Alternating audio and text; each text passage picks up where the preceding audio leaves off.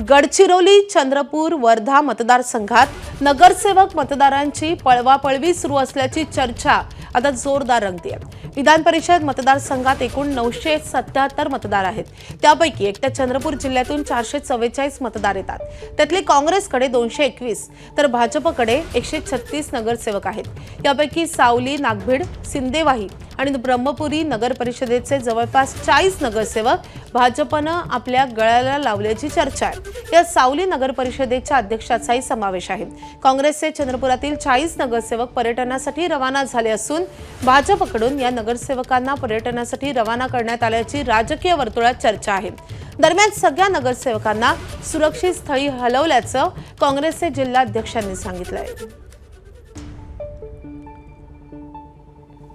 आपले प्रतिनिधी तुषार कोहळे आपल्या सोबत आहेत। तुषार, एका बाजूला अशी चर्चा रंगतेय की हे सगळे नगरसेवक भाजपने त्यांच्या गळ्याला लावलेले आहेत, तर दुसरीकडे बावनकुळे असं म्हणतात की आम्हाला याविषयी काही माहिती नाही, काँग्रेसच्याच नेत्यांना विचारा। नेमकं काय सुरू आहे?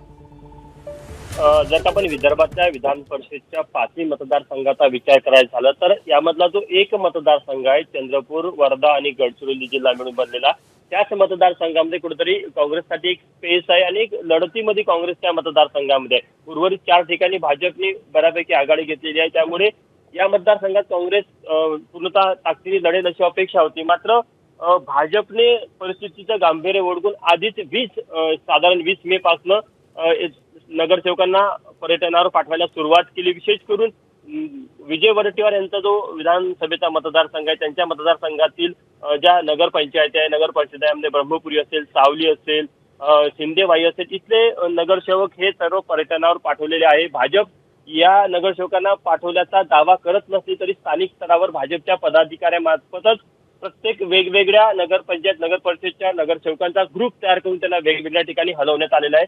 आणखी एक महत्वाची गोष्ट की जे 91 अपक्ष उमेदवार आहे या मतदारसंघात, त्यापैकी जवळपास 65 जे अपक्ष नगरसेवक मतदार आहेत त्यांना देखील भाजपने आपल्या गळाला लावलेला आहे। त्यामुळे एकंदरीतच भाजप या संपूर्ण या मतदारसंघामध्ये आपली बाजू मजबूत आणि भक्कम करण्यासाठी प्रयत्न करत आहे। त्यांनी आपल्या नगरसेवकांना तर त्यांचा पूर्ण विश्वास असल्याचं सांगितलं जात आहे। मात्र जे अतिरिक्त मतं त्यांना घ्यायची आहे त्यामध्ये मग काही काँग्रेसचे नगरसेवक असेल, काही अपक्ष नगरसेवक असेल, इतकंच नाही तर युबीटीचे चंद्रपूरचे नगरसेवक देखील भाजपच्या संपर्कामध्ये आहे। त्यामुळे एकंदरीतच या संपूर्ण नगरसेवकाची पळवापळव आणि जुळवाजुळवीच्या कामामध्ये भाजप कुठेतरी आघाडी घेत आहे असं आपल्याला पाहायला मिळत आहे। भाजपचे या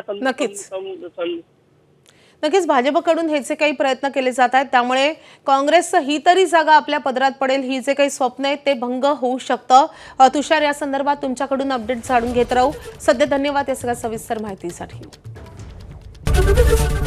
एबीपी माझा, उघडा डोळे बघा नीट।